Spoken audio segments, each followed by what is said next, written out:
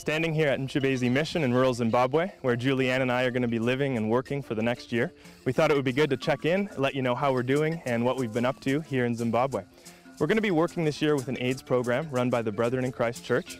The program started in 1993 when they found that the hospitals were no longer able to carry the demand for HIV and AIDS-related services.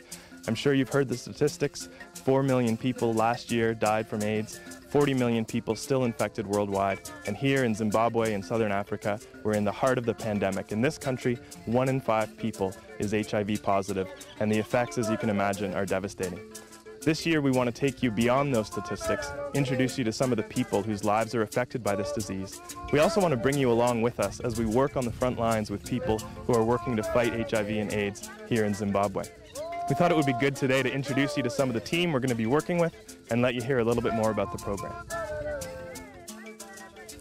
The problem here in this region is that HIV and AIDS cannot be cured. Number two, HIV and AIDS problem is that many people are ignorant.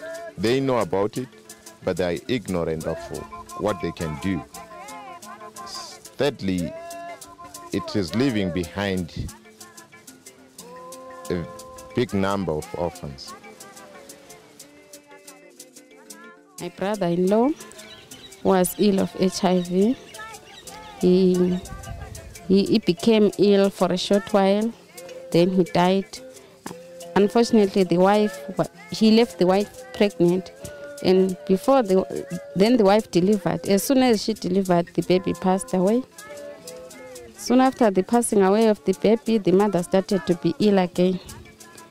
And she got ill. I stayed with her while she was ill.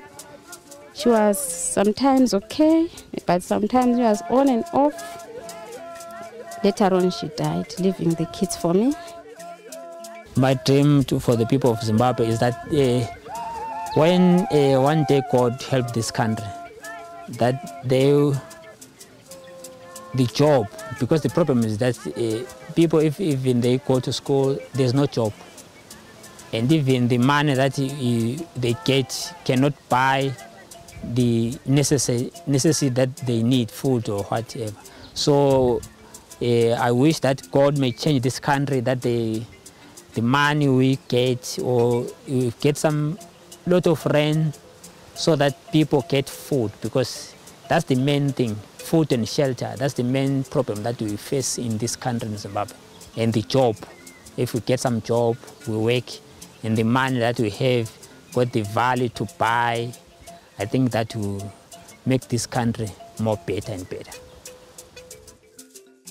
The thing I'm looking forward to the most is just getting to know the people and their stories, and getting to know individuals, not just statistics, but people in their lives and how HIV and AIDS affects every single part of their lives.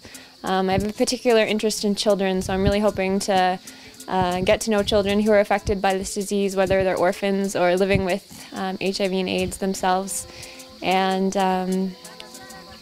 just understanding with an individual life of what it's like. It's been a challenge to develop good friendships here. Obviously it takes time, and there's cultural and language barriers that we have to cross. I think it'll definitely come in time, but it takes a lot of initiative, takes a lot of patience, and takes a lot of reaching out, which can be difficult when you're trying to adjust to a new life, a new country. So there you had a chance to meet some of the people who we're going to be working alongside this year. We look forward to bringing you some more updates and looking at different parts of the program in the coming months.